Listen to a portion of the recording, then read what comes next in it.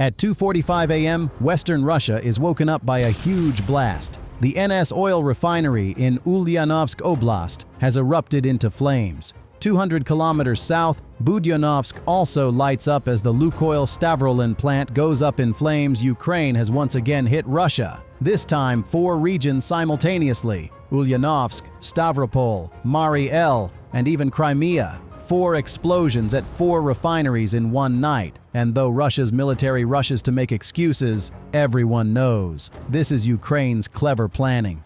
But how? There were no planes, no missiles. How did they pull it off? 6 hours earlier, in an underground command truck far from the border, a line of green lights flickers on. Each represents a drone already in the sky. Ukraine's military has assigned 14 drones, all small, all custom. There is nothing explosive yet.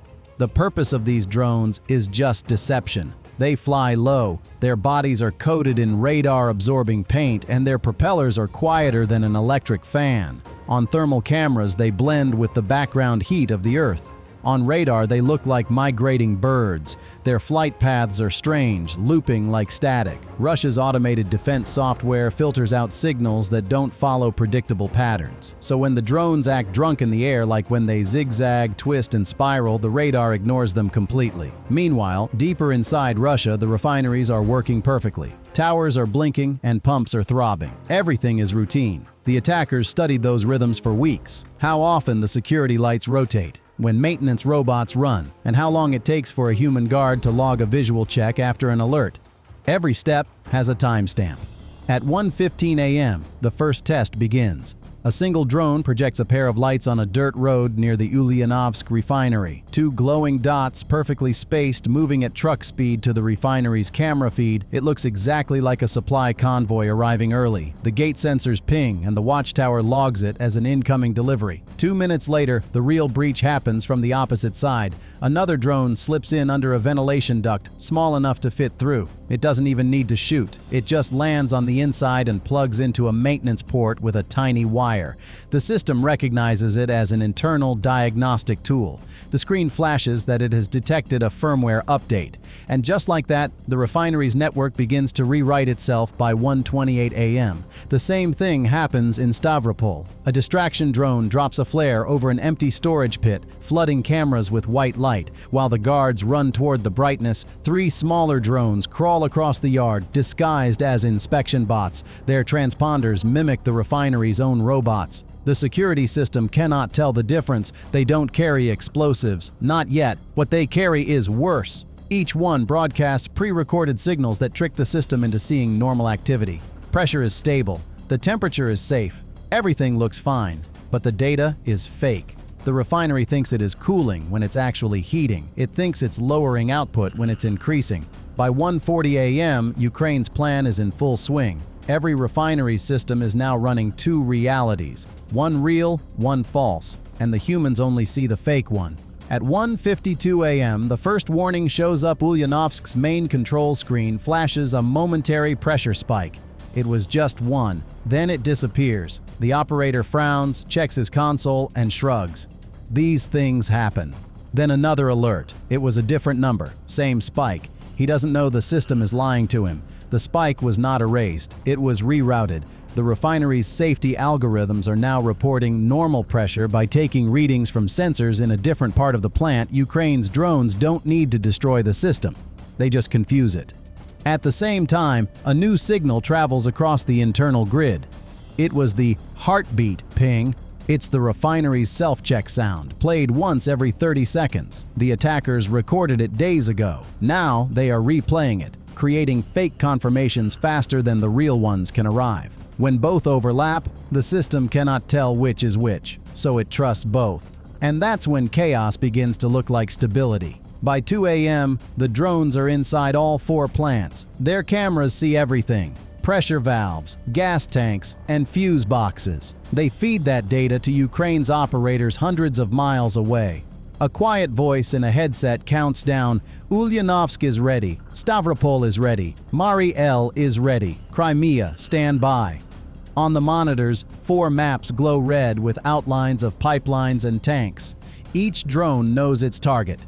It's 1 control unit per refinery. The orders are to stay hidden and not strike yet. Wait for the flare. Then comes the twist. Ukraine doesn't plan to detonate the drones themselves. They plan to make Russia's own machines do it for them. At 2:11 a.m., Phase 2 begins. A drone hovering above Ulyanovsk emits a narrow beam of infrared light straight into one of the plant's surveillance cameras. It is not a weapon, it is just interference. The camera's software reads it as extreme brightness, forcing it to dim the exposure. Everything goes dark for exactly 8 seconds. During that blackout, 2 drones slip across the yard and attach small transmitters to the outer gas line. The devices don't explode. They start sending fake temperature data into the system, showing the gas as cooler than it really is. Cooling fans shut down automatically. Heat rises inside the line. The pressure regulator tries to compensate and pushes more gas through. The loop feeds itself. At the same moment, Stavropol's drones start their trick. They flood the control center with motion alarms. Every sensor in the refinery goes off at once. The staff thinks it's a cyber attack. They pull the main breaker to reboot the network, cutting the failsafes offline for exactly 2 minutes. That's all Ukraine needs. Mariel's control hub goes next. The operators watch their systems flicker between normal and critical. It's the same fake heartbeat trick. Again, they reset the grid. And when it comes back online, the safety thresholds have already been changed. The refineries are now holding more pressure than they have ever been designed for. At 2:39 a.m., the countdown starts. Ukraine's operators monitor every drone feed simultaneously. 4 separate screens, 4 separate sites, and 1 shared heartbeat. The plan has no explosions yet. The goal is synchronization. The final signal comes coded through a civilian weather satellite. Just 2 words: cycle confirmed. Each drone transmits a final command through the refinery's intranet, telling it to balance heat across connected tanks. The systems respond perfectly, opening every valve at once. The air inside the pipes compresses, gas flows faster, and then comes the moment that defines it all. At 2:45 a.m., a single spark inside Ulyanovsk's main gas pump finds the mixture. The blast tears through the entire east sector. The night sky lights up like a sun. Cameras catch the explosion seconds before they die. Flames reach 60 meters high. In Stavropol, the same thing happens 3 minutes later. One of the cooling tanks ruptures, feeding the fire into the distillation tower. It collapses like melting scaffolding. Mariel goes next. The drones catch the reflection of their fire before their lenses melt. And then the Crimea refinery, the southernmost one, explodes in silence. No one even hears it until its light touches the horizon. 4 strikes. 4 infernos, all within minutes. Inside Russia's defense command, the screens show 4 identical fireballs. There were no planes, no missiles, no incoming radar tracks, just internal explosions. The question is not who attacked, it is how. The investigation will later reveal that no external signal breached the firewall. No physical sabotage occurred on site. The plants destroyed themselves using their own safety systems, triggered by codes that looked legitimate. Ukraine didn't break in, it pretended to be part of the system all along. But in the moment, the world just sees orange clouds. Ulyanovsk, Stavropol, Mariel, and even Crimea. The Ulyanovsk refinery burns through the night. Flames twist through the towers as pressure tanks detonate one by one. Each explosion sounds exactly the same. It's controlled, rhythmic, and deliberate. Russia's emergency drones circle the fire, scanning for survivors, but the air is too hot. At Stavropol, the security cameras flicker one last time before they die. Their final image shows an empty yard glowing white, like a ghost caught mid-blink. In Mariel, workers flee the control rooms. The power grid surges and collapses again.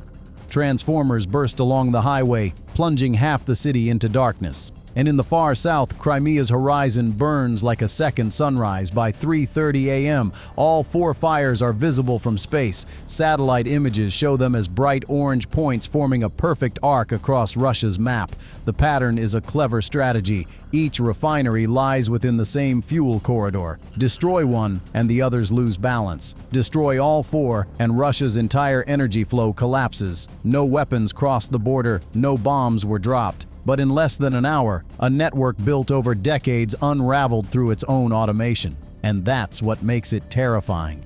The next day, the sky above western Russia was gray and heavy with smoke. Russia's energy heartland had been turned inside out in a single night. At Ulyanovsk, the fire crews never stood a chance. The blaze had spread too fast, too deep. It was not just one explosion, it was dozens, chained together through the pipelines that fed half the region's diesel supply. Each time they tried to cut power, the backup systems reignited the pumps. Even when helicopters dropped water over the site, it evaporated before it touched the ground. Stavropol was no better. By morning, half of Budyonovsk's industrial district was unrecognizable. The Lukoil complex that once produced plastic, fuel, and raw materials for factories was now a black skeleton. And still, the chaos wasn't over.